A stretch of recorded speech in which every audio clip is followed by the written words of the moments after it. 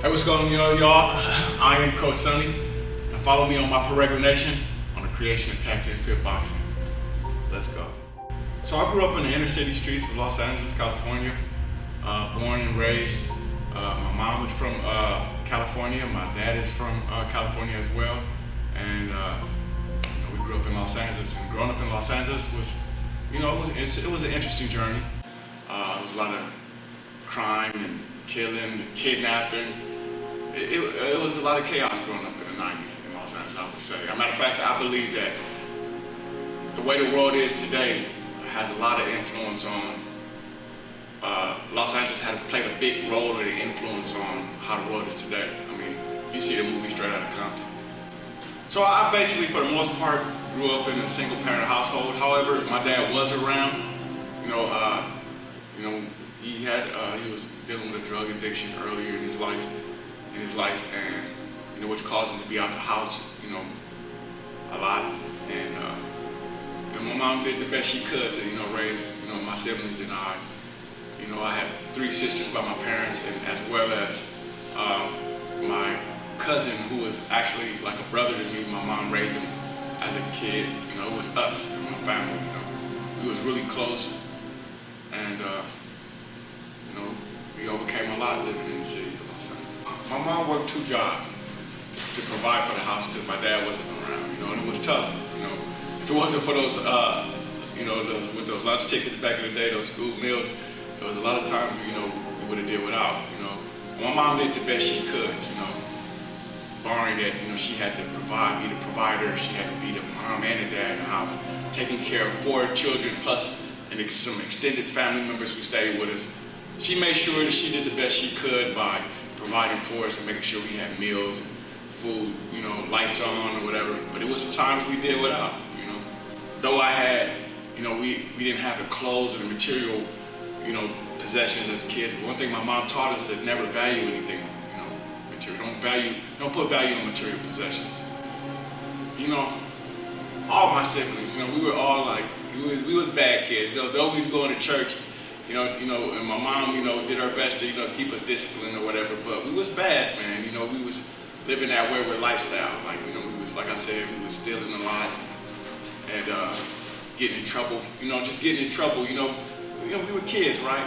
But I think that, what changed me, is when my brother had went to juvenile hall for the first time. I believe he was like, I think I was like 12 and he was like 14, and he was in juvie for like a couple of years.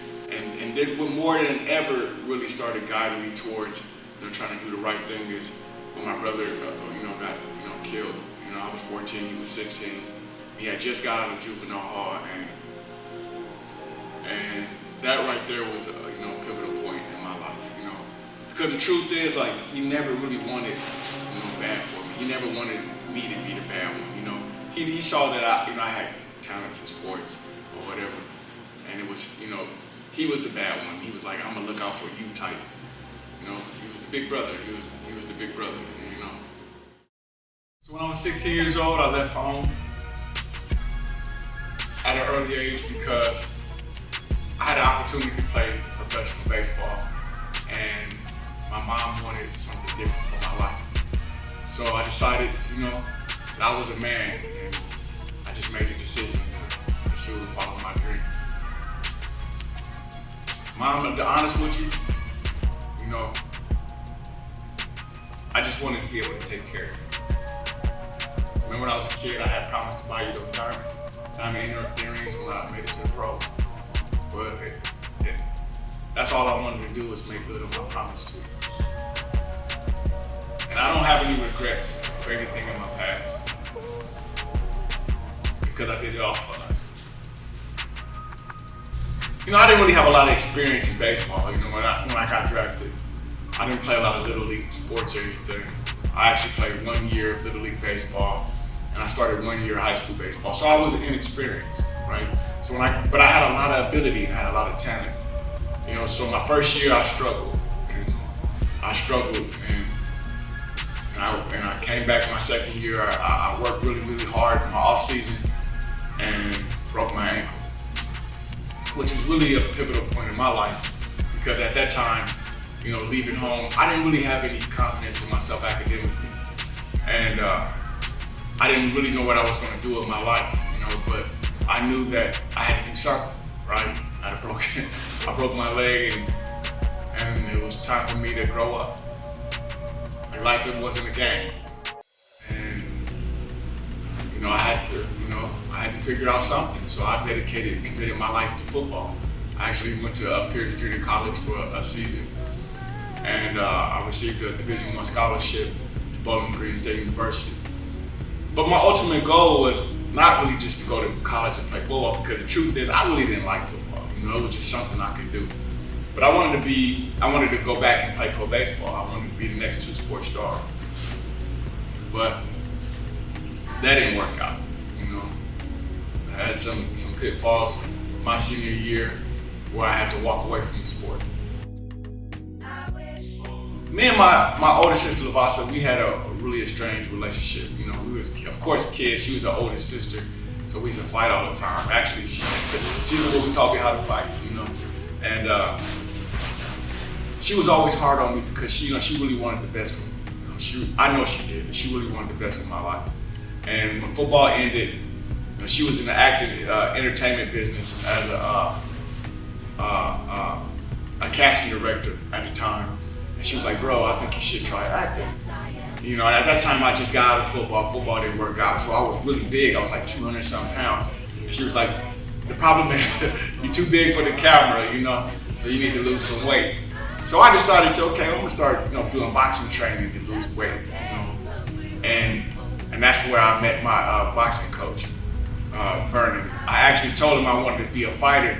And the truth is I didn't really want to be a fighter. It was just that I was kind of using that as a way to, get him to train me, for acting. And acting was going well. My sister, hooked me up. I was on Moesha. I was on the Parkers, and a couple of UBN shows at that time. And things was going well. I was, getting into it, putting in my time. And my second year in acting, my sister passed away, and that's what led me to going 100% in the gym. So my trainer, his name was Vernon Fletcher, man. When I say he's one of the most wonderful men ever to walk the planet, I really mean that. He was like a father figure to me, and I was like a wild knucklehead, when I was young, really wild, and I didn't really listen to anybody, especially a man. And training is different, right? Sports, you're on a team, right? But when you're boxing, it's one-on-one type training. And so I had to learn how to listen and take instructions from a man, and that was difficult, especially not having a dad in the house, not even taking instructions from my own father, But he was there for me, when my sister died. He was really there for me. And I took all my anger and all my passion out, to become a fighter. So moving to Atlanta, it was because I really didn't have too much, I didn't really have a lot of options at that time when I moved here. It was like 9 years ago. I was really struggling in LA. I was living homeless, sleeping in my car. Times that got really bad for me, and then I ran into my older cousin, Tobias. He's my cousin. I love you, big cousin. I ran into my cousin, and he was telling me about this project he had, this company called TC1. He was like, "I want you to go to Atlanta. I got an opportunity for you." And it was like right up my alley because I had some buddies out here, so I had an opportunity to get my life together. So moving to Atlanta was almost like a gift and a curse, because things got so bad for me in Los Angeles that I almost chose, a wayward lifestyle. I almost chose the street. It got that serious for me, and but God had His hand on me and my life, where I didn't have to go that route. And I always knew that I wanted to to do something good in life. It was just that, I had so much to, build from, And luckily I met my wife, and she was actually my motivation, my inspiration behind my drive, and actually me believing in myself. And I owe a lot to her. I wouldn't be where I am today if it wasn't for her believing in me. So what is Tapped In Fit? What is Tapped In Fit? Tapped In Fit, it's basically something that I always wanted to be part of as a kid. I always wanted to be a fighter, and I always, I love the lure of a gym, to be able to, have this for the kids. Because when I was a kid growing up, I needed a boxing gym. As much as I used to fight and get in trouble. And if I had this opportunity when I was a kid to be able to go to the gym, I probably would have been world champion today. But now I get the opportunity to be that mentor, that coach, that teacher, everything that I needed as a kid. That's what Tapped In Fit is for me. So what your kids get here at Tapped In Fit, not only do they get a mentor, not only do they get a coach, not only do they get a friend, they get somebody that understands life. They get somebody that understands struggle. They get someone that understands whatever you want in life, you gotta be committed, you gotta be dedicated, you gotta be loyal, you gotta be a fighter. You gotta fight for what you want. Like the saying goes, we don't ask God for an easy life. We ask Him for the strength and the mind to be able to endure whatever opposition, whatever obstacles are presented at us. See, I got a lot of experience. My whole life has been about obstacles, overcoming obstacles and opposition. And kids get that here, right? As well as, a tutor, as well as mentorship, as well as just me, Coach Sonny.